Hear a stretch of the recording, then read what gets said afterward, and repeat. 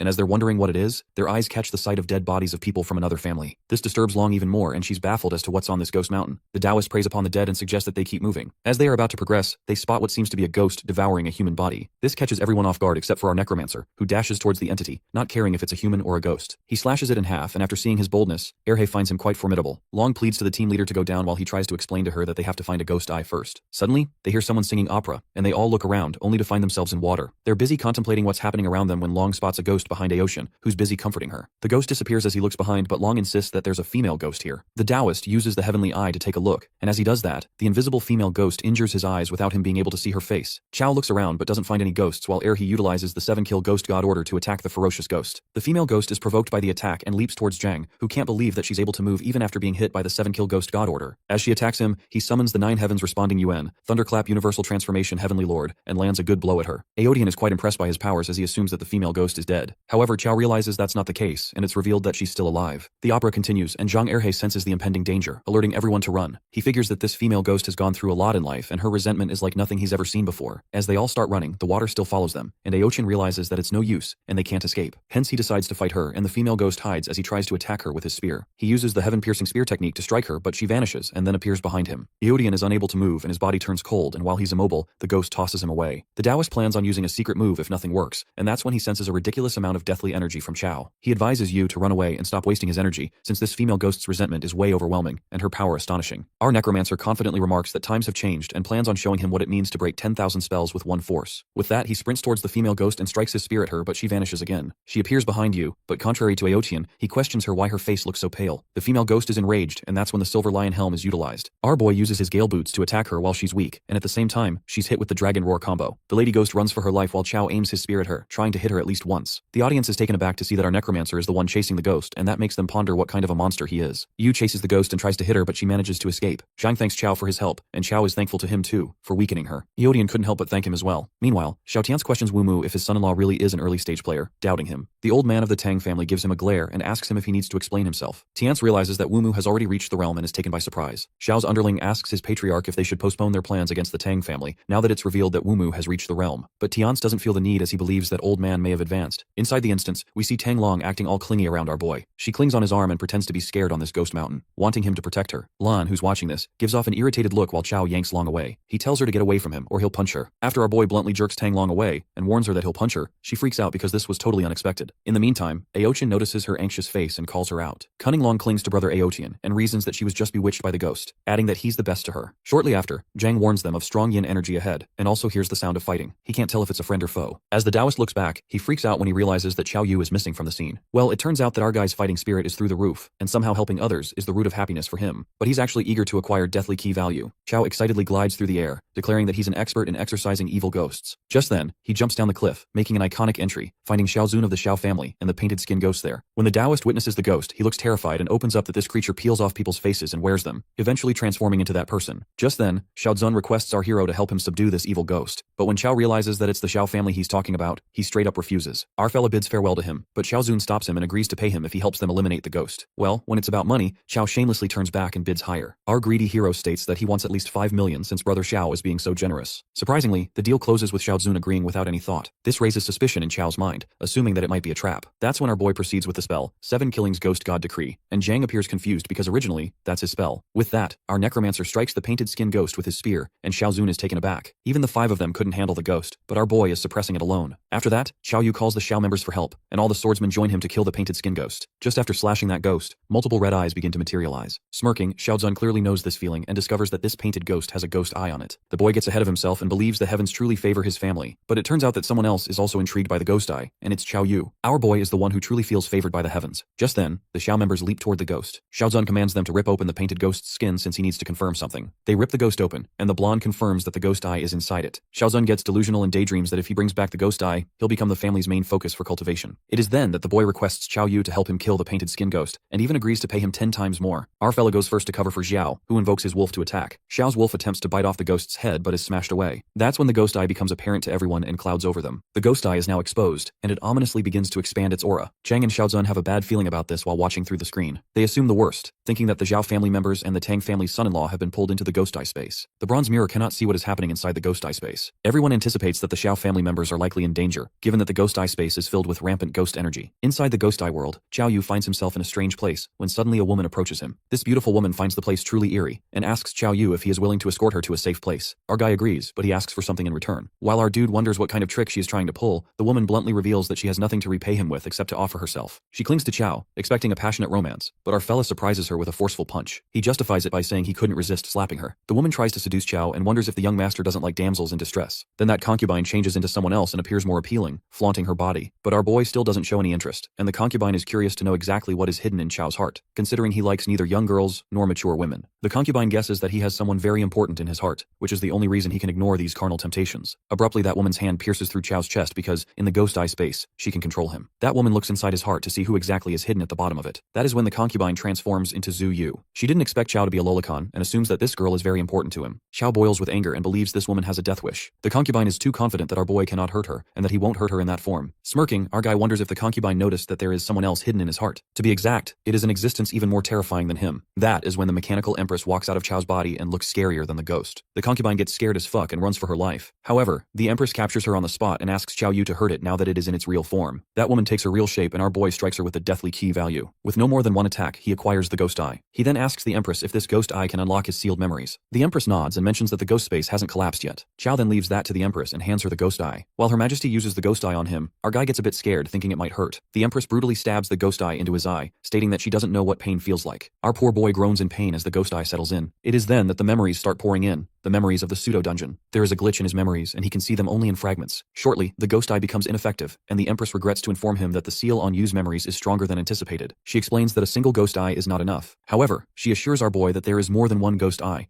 The Empress also tells Xiao that he has gained something from this misfortune. His eyesight is greatly enhanced, and the ghost mist has little effect on him. Shortly after that, the ghost space shatters. Xiao comes out and Xiao Zun asks him to hand over the ghost eye, not knowing it has already been used. Xiao Zun desperately asks for the ghost eye. As strange as it sounds, Xiao reveals that his family disciples who came all died in the ghost eye space. He looks insane and asks Xiao to hand over the eye, promising that he'll get his reward once they are out of here. Our boy acts naive, pretending not to understand what Xiao is saying. Meanwhile, Xiao Zun warns him not to force him to resort to drastic measures. He tells Xiao to stop pretending and believes the ghost eye is in his hands. Xiao commands his Wolf King to attack and bite Xiao to death, but with a single spear slash, the Wolf King is annihilated, leaving Xiao wide-eyed. Our fella gains deathly key value by killing the ferocious wolf while Xiao Zun mourns his wolf's death. Now that the Xiao family is no longer a threat, Xiao leaves quickly and wonders where the Tang family members went. On the contrary, Xiao Tianzi simmers with anger and calls out that old bastard Wu Mu for harming his family like that. He intends to fight the old man to the death. Young Wu Mu simply justifies that once the dispatched individuals enter Ghost Mountain, their fate is in the hands of destiny. He wonders if Xiao is trying to be the first to break the rules established by the four great families, Xiao, Tang, Qin, and Ji. It sounds more like a threat. but the head of the Zhao family gulps his anger to avoid the consequences. Deep down, Tang Wumu presumes what Xiao Yu is planning, and feels like the boy is slipping out of his control during this trip to Ghost Mountain. Inside the mountain, Chao scampers to find the others and calls out Daoist Zhang and Tang Aotian. At that moment, our boy hears a strangled voice and assumes that it is Tang Long. He follows the voice and finds Long brutally killed. Xiao agrees this woman was opportunistic, but she still didn't deserve to die. He didn't expect that her end would be so painful. Our hero plans to eliminate the monsters in the mist when he abruptly witnesses an energy outbreak, identifying that it is Daoist Zhang. When he follows the energy burst, Chao finds Zhang and Tang Aotian. Our boy asks where Tang Long is, when suddenly Aotian starts to sweat profusely and suffers from an emotional breakdown. Aotian confesses that it is his fault, revealing that they were walking through the thick fog and Long was behind him. But she suddenly cried out and then disappeared. The fog was too thick for him to dare to venture in rashly. Tang blames himself for letting her down, but Zhang affirms that it wasn't his fault. He believes the one who killed Miss Long must be a painted skin ghost in the mist. The guy elaborates that the painted skin ghost is one of the most terrifying types of vengeful spirits. They are ugly, so they especially like to lure those who are good-looking. The bone-chilling fact is that when humans lower their guard, the ghosts peel off their skin. The painted skin ghosts desire to wear the human skin, but in the end, they are just ghosts. Moreover, since the human's yang energy is too strong, the ghosts suffer terribly when wearing the skin, so they turn the humans into lanterns so they can permanently keep the beauty that doesn't belong to them. Upon hearing this, the guy appears terrified and assumes that Tang Long's skin might already be scratched by the ghost, to which Daoist Zhang sadly explains that Long has already been killed, given that she was separated from the group and alone. Suddenly lanterns begin to materialize and the guy warns Xiao Yu to look behind. Numerous lanterns float in midair while Zhang immediately casts spells to destroy them. As Zhang gets all the deathly ki value from damaging the lanterns, our guy asks him to leave some for him. Xiao Yu jumps in to take the rest of the chi value, and the Taoist warns him to be careful since these human skin lanterns are just a minor trick. The truly terrifying thing is the painted skin ghost hiding behind the scenes. Well, to everyone's surprise, the horrifying creature ends up lurking behind Xiao Yu, who senses a deadly intent. That is when a giant arm ambushes him. Our guy is terrified by that sneaky bastard, the painted skin ghost. Shortly, an ugly-looking creature with a human body emerges and wants Chao's skin. Since our boy stays silent, the painted skin ghost takes that as a yes and proceeds to take his skin. Enraged, our fella tells him to get lost and strikes with his spear, cutting through the lantern-shaped face. An even more hideous form of the ghost comes out. The ghost goes on a rampage and curses the humans. It complains that it kindly asked for Chao's skin, and he was not only ungrateful, but even damaged the human skin lanterns it painstakingly made. That freaking monster desires to eat our guy's flesh and aggressively rushes toward him. Chao fights back with the staff and discovers that only Deathly Ki is effective against the ghost, but the realization soon hits that he cannot defeat this ghost without entering rampage mode. Just as Chao Yu is activating his rampage mode, a glacial barrier topples from above, halting the ghost's attack. It turns out that members of the Qin family have come to his help. The little sword god of the Qin family, Qin Hao, also arrives, and our boy is low-key impressed by his high attack power. Qin Hao and the others fight the monster with good coordination, not to mention the timing was perfect too. Chao Yu wonders if they encountered the ghost before, and speculates that they are here for the ghost eye, because there is no way they would help their competitor. Just then, Daoist Zhang mentions that brother Aotian has gone missing and suggests to our boy that they should leave first. But Chao tells Zhang to leave first, affirming that he'll catch up later. He then witnesses the team fighting, admitting that they are indeed strong. No wonder the painted skin ghost tried to escape from them. Qin Hao, the swordmaster, spectacularly slashes the painted skin ghost and commands the other members to attack together and not let it open the ghost eye space again. With that, all the members strike together and successfully kill the ghost. As one of the members obtains the ghost eye, in that split second, it vanishes. Well, it turns out to be our cunning fella who runs after stealing the ghost eye while the others chase him. Our boy successfully acquires the second ghost eye and believes that the Ghost Mountain instance is inherently a competition. Also, they plotted against him first. Qin Hao tosses his sword toward his teammate, and that sword helps him catch up to Chao Yu in no time. Our guy freaks out when he witnesses that the sword can even do that and stops running. The Qin member warns our dude not to escape and plans to hold him back until brother Qin Hao arrives. Right at that moment, we see two masked figures standing at a distance with their weapons. The anonymous group surrounds Qin Hao and his members. Qin questions the masked assassins, asking who they are and calling them out for breaking the rules of the Ghost Mountain instance. Deep down, Qin Hao observes that all these people are mid-stage, and if they attack together, his team is dead for sure. Tang Wumu and the others notice the masked group lying in wait in the mountain to ambush their juniors. It is clear that their behavior is no different from provoking all the families in the capital. On the contrary, Qin Hao asks the masked assassins what they want, to which they reply that they wish to spar with the Qin family's little sword god. Qin, assuming it is a one-on-one spar, challenges that guy to fight him. On the other side, Chao Yu and the other Qin members are also ambushed by two assassins. The guy reminds them that he is from the Qin family and warns them of the wrath of his family if they dare to attack him. The assassin bluntly claims that they are here to kill them. The Qin guy has had enough and scampers to throw a punch at them. He activates the Qin king's tyrannical fist and relentlessly throws punches at the assassin, who keeps dodging effortlessly. After a few punches, that assassin calls the Qin dude trash and counterattacks with a painful smash, banging him into the ground. That is when Chao Yu, witnessing the fight, notices that these assassins are not humans, given that their hands are covered in strange patterns. This feels somewhat familiar to him, and after those assassins beat the crap out of the Qin dude, the fellow assassin reminds his partner of their main objective. They ask Chao Yu if he wishes to surrender peacefully, or if they should beat him half to death and then drag him away. In the next moment, things take a surprising turn when the assassin stabs his hand through his fellow teammate, killing him on the spot. The guy utters the name Lin Lang, who apologizes for his inexplicable actions. Lin Lang turns out to be one of the assassins, and while Chao Yu tries to question him, Lin recalls that they were once classmates, hence he will not make things difficult for him. Lin warns our fellow that a group of black-robed people in the Ghost Mountain are all after him. He then signs off, saying the next time they meet, they will be enemies. While our boy processes all this, Qin Hao and his family members arrive at the spot only to find their teammate beaten to death. Well, poor Chao Yu is now in a tough spot since he cannot clear his name no matter what. Outside the mountain, the rumor spreads, and the Qin family patriarch, Qin Changtian, calls out Tang Tang Wumu and divulges that his son-in-law has killed his family's junior. He demands that Qiao Yu be handed over to the Qin family. Meanwhile, Qin Qianshu is left in disbelief, wondering how he could do such a thing. The scene takes us back to the Ghost Mountain, where Qiao tries to make them believe that he didn't kill their Qin member, but they don't seem to believe a word he says, and that forces our fella to activate the corpse ancestor's ring. Qiao thinks it is best to run away, and he escapes. Qin Hao follows him with his sword, drawing energy, and asks our boy to stop if he hasn't killed their teammate. Our hero keeps scampering and manages to hide in a tree as the Qin group loses track of him. Hiding, Qiao Yu blames Lin Lang for putting him in such a mess, and he manifests that when he leaves the mountain, there will be an uproar. He is reminded that Zhang is still waiting for him, and decides to get the ghost eye first to restore his memories. The scene then takes us to Taoist Zhang, who reaches the temple to find his sect's lost Dharma artifact. He decides to go on this journey alone since it is too dangerous, and apologizes to Qiao for leaving without saying goodbye. Nonetheless, Zhang enters the temple and witnesses a giant Buddha statue holding the lost artifact of his sect. He easily finds the Taoist sect's artifact, and the moment he touches it, a dark, ominous aura emits from the statue.